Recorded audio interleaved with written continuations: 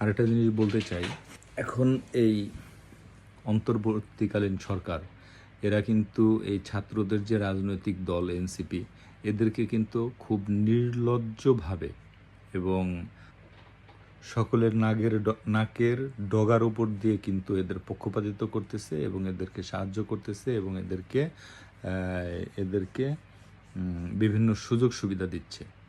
তো দেখেন, একটা রাজনৈতিক দল, তাদের কোনো রেজিস্ট্রেশন নাই, তাদের প্রপার কোনো এখনও কোনো অফিসিয়াল কোনো ডকুমেন্টেশন নাই, অফিসিয়াল কোনো ভিত্তি নাই, এবং তাদের কয়জন সাপোর্টার, কয়জন টিম, কয়জন কর্মী, কয়জন এর কোনো অফিসিয়াল কোনো কিছু নাই এখনও। তো এর মধ্যেই তাদেরকে রাজনৈতিক দলকে ডাকলে তাদেরকে ডাকা হয়, তারপর তাদেরকে রাজনৈতিক দল হিসেবে সব জায়গায় মিটিং বলেন, বড় বড় পরিকল্পনা বলেন, বিভিন্ন প্ল্যানিং বলেন, বিভিন্ন সরকারের সাথে কোঅপারেশন মিটিং এবং সারা এভরিথিং তারা করছে, কিন্তু তার কোনো সার্টিফিকেট নাই। তো এটা কি হয়?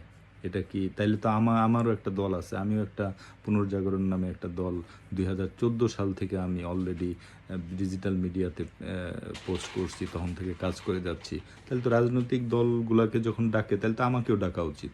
এটা কি ধরনের পক্ষপাতিত্ব? এটা খুবই নির্লজ্জতার পরিচয় দিয়েছে।